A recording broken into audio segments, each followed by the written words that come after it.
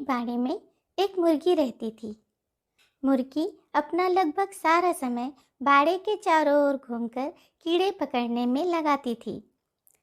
मुर्गी को कीड़े बहुत स्वादिष्ट लगते थे और वो कीड़ों से बहुत प्यार करती थी और मुर्गी को लगता था कि उसके बच्चों के स्वास्थ्य के लिए कीड़े बहुत ज़रूरी हैं। लाल मुर्गी को जितनी बार कीड़ा मिलता वह अपने चूजों को बुलाकर उन्हें कीड़े खिलाती थी। उसी बाड़े में एक बिल्ली, एक बकरी और एक चूहा रहते थे। बिल्ली बहुत ही आलसी थी। बिल्ली दिन भर बाड़े के दरवाजे में आलस्य से झपकी लेती रहती थी। यहाँ तक कि चूहे जब उसको परेशान करते तो वह अपने आलस के कारण उनके पीछे भी नहीं जाती थी। खुद को परेशान करने के लिए इधर उधर भागे चूहे को डराने के लिए खुद को परेशान नहीं करती थी। चूहे और बकरी भी बहुत ही आलसी थे और उनके पास भी दिन भर खाना खाने और पेट फुलाकर पड़े रहने के अलावा कोई भी काम नहीं होता था। एक दिन घूमते घूमते मुर्गी को कुछ बीज मिले। वो बीज गेहूं के थे। मुर्गी को कीड़े खाने की आदत थी। उसे लगा कि ये शायद कोई नया प्रकार का मांस है। उसने धीरे से गेहूं के एक दाने को काटा, पर उसे स्वाद कीड़े जैसा नहीं लगा। अब मुर्गी इसके बारे में इधर उधर पूछताछ की और उसे पता चला कि यह गेहूं का बीज है और यदि इस बीज को बोया जाए तो ये बड़ा हो जाएगा और इससे नए बीज निकलेंगे और वो जब पक जाएगा तो उसका रोटी बनाकर खाया जा सकता है। मुर्गी गेहूं के बीज को उगाना चाहती थी, लेकिन उसके पास बहुत सारे काम थे। इसलिए उसने सोचा कि चलो बिल्ली, चूहा और बकरी कोई काम नहीं करते तो उन्हें यह काम सौंप दूं। उसने जोर से कहा, अरे, बीज कौन लगाएगा? बकरी बोली, मैं नहीं। बिल्ली ने कहा, मैं नहीं। और चूहे ने कहा, मैं भी नहीं। ठीक है, तो मैं ही बीज लगाऊंगी। और मुर्गी ने बीज को बो दिया। फिर वो अपने कामों में लग गई। दिन बीतते गए। वह चूजों को खिलाने के लिए कीड़े खोजती और उन्हें खिलाती, जबकि बकरी, बिल्ली और चूहा खा खाकर और भी मोटे हो गए। समय बीतता गया और गेहूं का पौधा बड़ा हो गया और उस पे नए दाने निकल आए और फसल तैयार हो गया। फसल को देखकर मुर्गी को बहुत खुशी हुई। उसने देखा गेहूं कितना बड़ा था और अनाज पका हुआ था।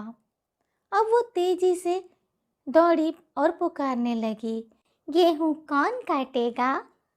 बकरी ने कहा, मैं नहीं।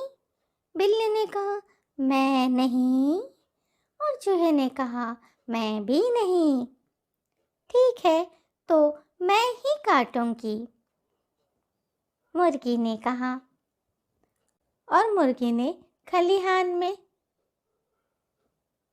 किसान के औजारों से दरांती निकाली और गेहूं के बड़े पौधों को काटा और गेहूं पूरी तरह से उसने काट लिया। मुर्गी के बच्चे बहुत परेशान थे क्योंकि उनकी माँ उनके लिए कीड़े पकड़कर नहीं ला रही थी। मुर्गी के पास अभी समय नहीं था। वो गेहूं की फसल काटने में ही समय बिता दी थी। बेचारी मुर्गी, वो भी बहुत परेशान थी और महसूस कर रही थी कि वो अपने बच्चों के प्रति अपने कर्तव्यों का पालन नहीं कर पा रही है। अब मुर्गी ने सोचा, गेहूं तो पूरी तरह कट चुका है। अब इसकी कुटाई कर आटा तो कोई भी बना लेगा। उसने पूरी आशा के साथ आवाज लगाई, गेहूं को कौन कुटेगा? बकरी ने कहा, मैं नहीं। बिल्ली ने म्याऊं के साथ कहा, मैं नहीं। और चूहे ने चीख के साथ कहा, मैं नहीं। मुर्गी निराश होकर बोली, ठीक है, मैं ही गेहूं कूटूंगी। मुर्गी ने पहले अपने बच्चों को खाना खिलाया। जब उसने उन सभी को दोपहर की झपकी के लिए सुलाया तो वह बाहर गई और गेहूं की कुटाई की। फिर उसने पुकार कर कहा, गेहूं को चक्की में पीसने के लिए कौन ले जाएगा? बकरी ने कहा, मैं नहीं। बिल्ली ने कहा, मैं नहीं। और चूहे ने कहा, मैं भी नहीं। मुर्गी ने कहा, ठीक है, मैं ही इसे चक्की पर पीसने के लिए ले जाऊंगी। वह गेहूं की बोरी उठाकर दूर की चक्की में चली गई। वहां उसने गेहूं को सुंदर सफेद आटे में पीसने के लिए कहा।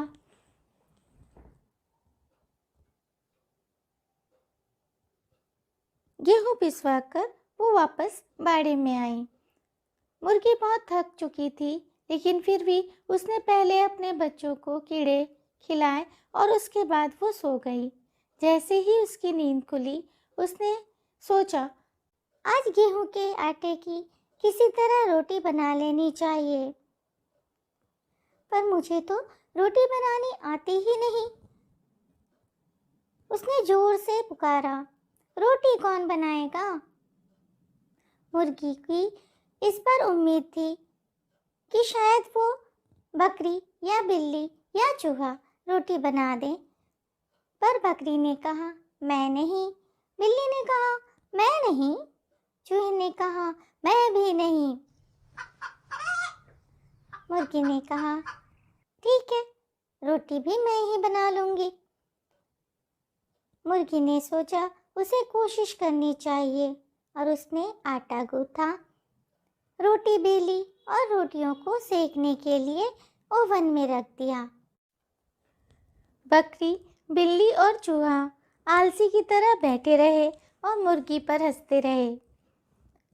कुछ देर में रोटियां बनकर पक चुकी थी।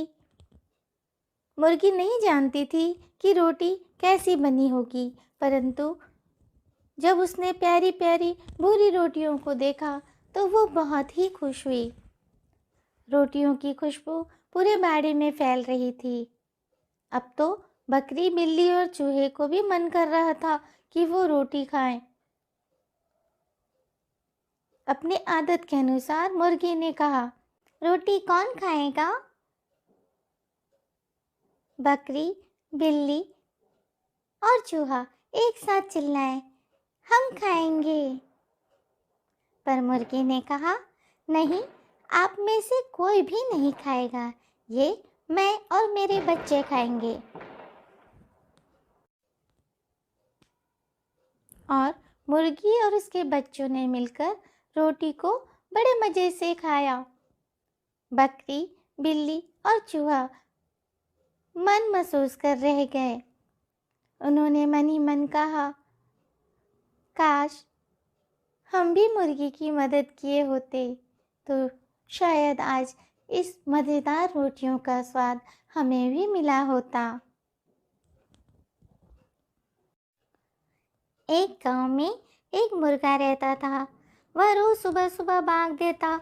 उसकी बाग सुनकर गांव के लोग सोकर उठ जाते और अपनी दिनचर्या में लग जाते। ये देखकर मुर्गे को घमंड हो गया। वो सोचने लगा कि उसकी बाग से ही पूरा गांव जागता है। वह बाग ना दे तो गांव के लोग सोते ही रह जाएंगे। वह अपने आप को सबसे महत्वपूर्ण पक्षी समझने लगा और दूसरे पक्षियों को नीचा समझने लगा। एक दिन उसके एक कौवे से बहस हो गई। वह उसे भला बुरा कहता हुआ बोला, तू काला कलूटा कौवा किसी के काम का नहीं, बेकार में इधर उधर उड़ता रहता है। देख मुझे, मेरे बिना गांव के लोगों का गुजारा ही नहीं हो सकता। यदि मैं सुबह सुबह बाग ना दूं तो पूरा गांव सोता ही रह जाएगा। मैं एक बहुत ही महत्वपूर्ण पक्षी हूँ।